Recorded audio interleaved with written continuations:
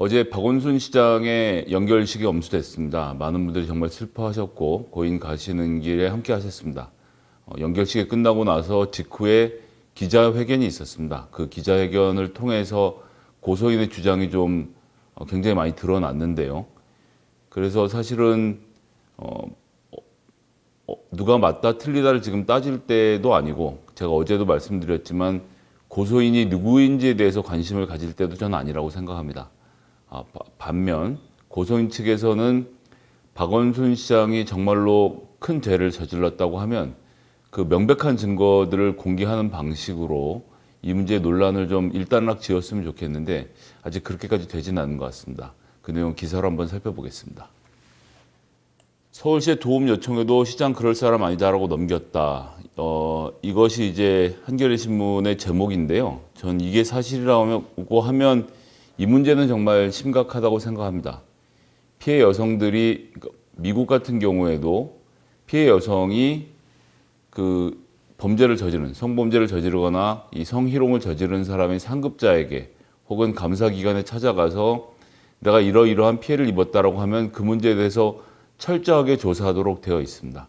그 문제를 철저하게 조사하지 않으면 그 기업이 송두리째 날아갈 만큼 강력한 손해배상 청구를 당하게 되거든요.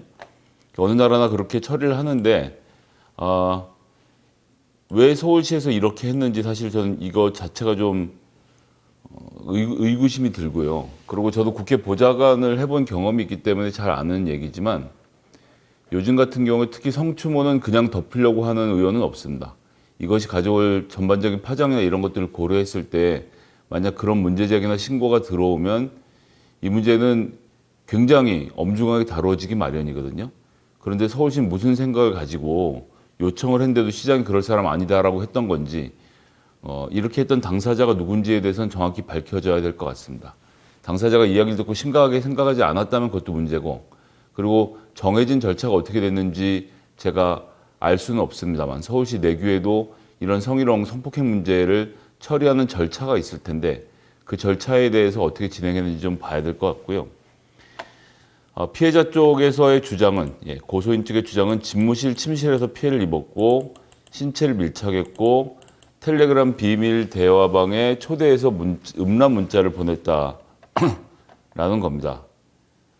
그래서 이제 구체적인 물증으로 텔레그램 비밀 대화방에 초대한 사진을 제시했다는데 이 부분은 좀 분명히 말씀드리지만 아쉽습니다. 그 전에 보냈다는 소위 말하는 음란 문자나 속옷 사진 등에 대한 언급이 있었으면 그 내용을 공개함으로써 이 문제를 일단락 지을 수 있었는데, 텔레그램 비밀 대화방만 하나 공개함으로써 또 반대편에서는 텔레그램 비밀방 만드는 정도의 증거는 충분히 조작 가능한 거 아니냐는 이야기가 나오고 있죠. 근데 저는 이 피해를 입었다고 얘기하는 그 고소인이 텔레그램 비밀 대화방을 증거를 조작해서 이번 사건을 시작했을 거라고 생각하지는 전혀 않습니다. 그렇게 녹록하게 벌어질 일이 아니죠. 여성 같은 경우는 본인의 신분의 노출까지 각오를 하고 해야 하는 일인데 그런 정도 준비 없이 일을 했다라고는 생각하지 않고요. 다만 변호인이 언론을 동원하는 기법의 하나로 앞으로 이런 내용을 더 공개하겠다라고 미루고 있는 것 이 자체는 사실은 별로 좋은 방법은 아닙니다. 모두에게 고통스러운 시간이지 않습니까? 그런 만큼 증거가 있다면 명명백백한 증거를 빨리 공개해서 이 문제를 일단락 짓는 것이 중요하지, 이런 식으로 시간을 끌면서 하나씩 공개하는 방식에 대해서는 저는 잘 찬성이 되지 않습니다. 직장 내 성추행 사건이 고위공직자의 권력형 선봉제라고 여성단체가 얘기했던 점은 만약 이 고소인의 주장이 사실이라면 맞는 얘기죠. 직장 상사는 외국도 그렇지만 직장의 상하 관계에 있을 때는 연애 같은 것을 하지 못하게 하고 그런 관계 안에서 성추행이 벌어지면 아주 엄격하게 처벌을 합니다. 미국에 이제 제가 목회자 예를 들어보면요. 목사들 같은 경우는 목회자가 배우자가 아닌 다른 사람과 외도를 했을 경우에 처리하는 방법이 두 가지가 다릅니다. 첫 번째는 외도의 대상자가 그 교회나 그 교단의 신도가 아니고 다른 사람이었을 경우에는, 그런 경우에는 3년간의 그 심리 상담과 교육, 회개 등을 통해서 다시 목회를 할 수 있는 권리를 목회할 수 있는 기회를 줍니다. 한 번의 실수로 모든 것을 빼앗을 수 없다는 생각에서이기 때문이죠. 하지만 그 대상이 연회라고 하더라도, 불륜이라고 하더라도 그 대상이 교회 내 교인이라고 하면 그 사람은 영구 제명이 되게 됩니다. 권력관계에서 상하관계에 있는 상태에서 연회라는 것이 성립하지 않는다는 것이 미국 장로교 교단의 입장인 것이죠.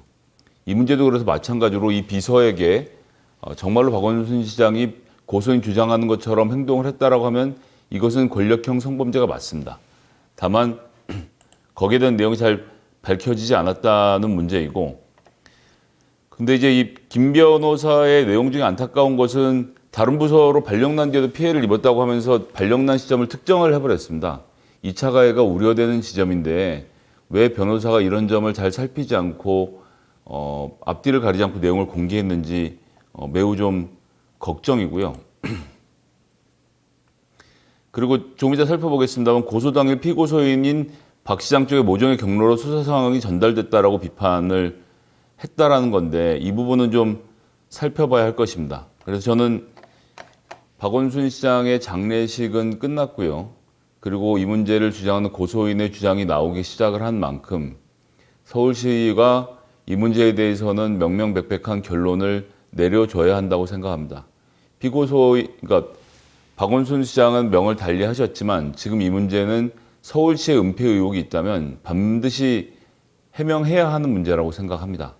그리고 이 과정에서 변호사는 질질 시간을 끌면서 증거 제출을 회피할 것이 아니라 빨리 그 소위 말하는 음란 메시지나 사진 등을 공개해서 누가 가해자고 누가 피해자인지를 정확히 밝혀줘야 합니다. 그런 증거를 제시하지 않은 채 정황상으로만 이야기하는 것은 옳지 않다라고 생각을 하고요.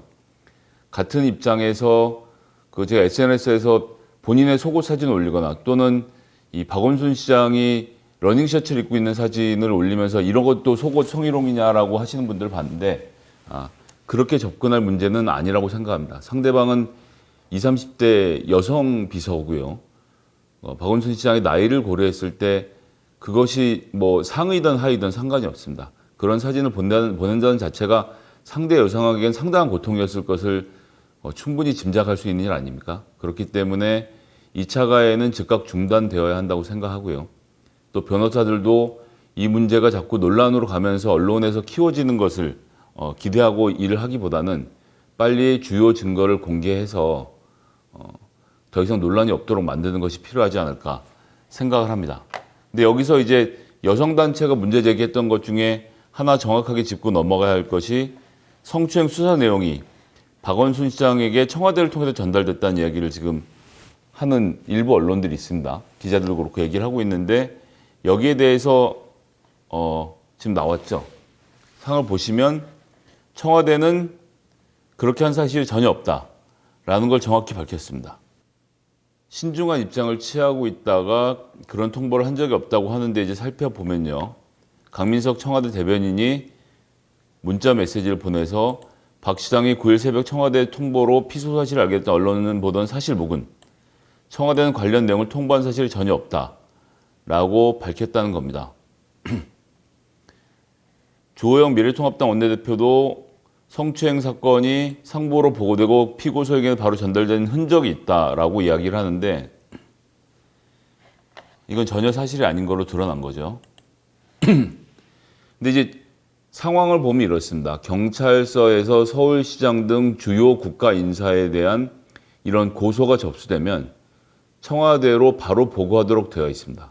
그럼 경찰 담당, 그러니까 여기는 이제 국정상황실로 이 내용이 보고가 되고요. 그럼 국정상황실에서 그 내용의 경중과 위치를 파악해서 이 경우에는 아마 민정비서관실로 전달이 됐을 겁니다. 이런 사실로 고소가 됐다라고 전달이 되고 이 사실은 즉각적으로 비서실장에게까지는 통보가 됩니다. 그럼 비서실장이 이 문제를 어떻게 할 것인가에 대해서 내부 논의를 하겠죠. 그리고 이러는 과정에서 가해자로 지목된 그 주요 인사에게 그런 사실이 있는지 여부를 확인하는 절차 역시 있습니다. 그런데 그렇게 하지 않았다라는 것이 지금 청와대의 이야기인 것이죠. 시간이 짧았기 때문에 그렇게까지 통보할 상황이 아니었다라는 이야기인 건데요. 저는 이 점도 충분히 납득이 됩니다. 그러면 누가 이 사실을 박원순 시장에게 전달했는가라는 의혹이 남는다라는 것이 야당의 의혹 제기인데요. 제가 아는 선에서 말씀드리면, 이 문제는 이 사실은 경찰의 고소장이 접수되고 이 과정에서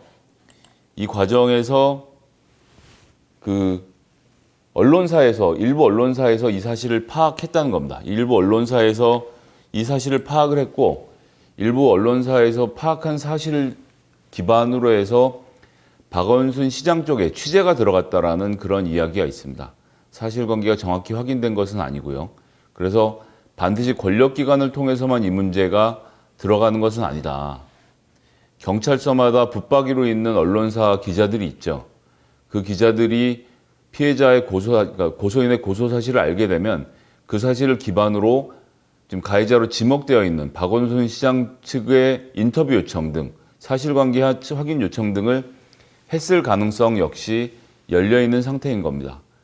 청와대가 부인했고 경찰도 부인했습니다. 두 곳은 간이 웬만큼 크지 않으면 이런 문제에 대해서 거짓말할 이유는 없거든요. 그리고 제가 조금 전에 말씀드렸듯이 이런 사건의 경우에는 청와대에서 가해자에게 그런 사실이 있는지를 확인할 의무가 있는 것도 맞습니다. 그렇기 때문에 어떻게 된 진위 여부는 좀 더 살펴봐야겠지만 전 언론을 통한 유출 역시 의심해봐야 되는 상황이 아닌가. 그렇다고 하면 이건 어떤 권력기관에 의해서 저질러진 일이라기보다는요. 해프닝에 그칠 수도 있다라는 말씀을 드리고요.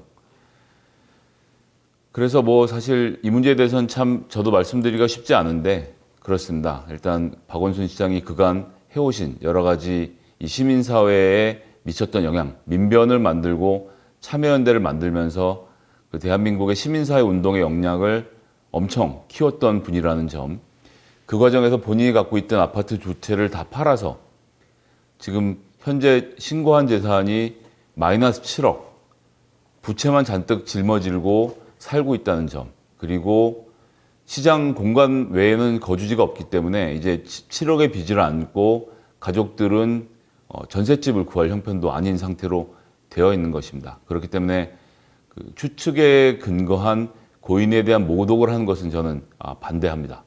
또 같은 입장에서 고소인 역시 굉장히 오랜 시간 동안 고민 끝에 고소를 진행했을 것이고요. 변호사가 제대로 된 증거를 공개하지 않은 것이 아쉽지만 기자회견의 내용으로 보았을 때는 고소인은 고소할 만한 처지에 있었다는 것. 그렇기 때문에 무언가 추측에 근거해서 고소인을 비난하거나 고소인인지 누구인지를 찾아내려고 노력하는 행위 역시 중단되어야 한다고 생각합니다. 근데 여기서 제일 어이없는 것은 그 대부분의 우리 시민들은 또 이 방송을 보고 계신 분들은 저처럼 양쪽에 대한 복잡한 감정을 갖고 계실 겁니다. 우리가 언제 2차 가해를 하려고 고소인을 찾아다녔습니까? 대부분의 선량한 시민들은 이 문제를 그냥 바라만 보고 있을 뿐입니다. 문재인 정부 지지를 하시는 분들의 마음도 그러합니다. 그런데 언론은 커뮤니티에 누군가 하나 올린 댓글에서 이순신 관노라는 자극적인 단어를 뽑아내서 그걸 도배한 다음에 마치 박원순 지지자가 그 여성을 관노라고 생각하는 것처럼 뉴스를 부풀리고 있습니다. 이런 행위는 지양되어야 합니다. 클리앙 커뮤니티에서 해당 댓글에는 수없이 많은 반대와 항의 댓글들이 달렸었습니다. 그런 아주 극소 일부의 주장을 침소봉대해서 여당 지지자가 이 민주진영에 있는 모든 사람들이 피해자를 공격하는 것처럼 고소인을 공격하는 것처럼 보도하고 있는 언론 행태 전 즉각 중단되어야 한다는 점을 다시 한번 말씀드리겠습니다. 이상 정말 착잡한 마음으로 첫 번째 뉴스를 말씀드렸습니다.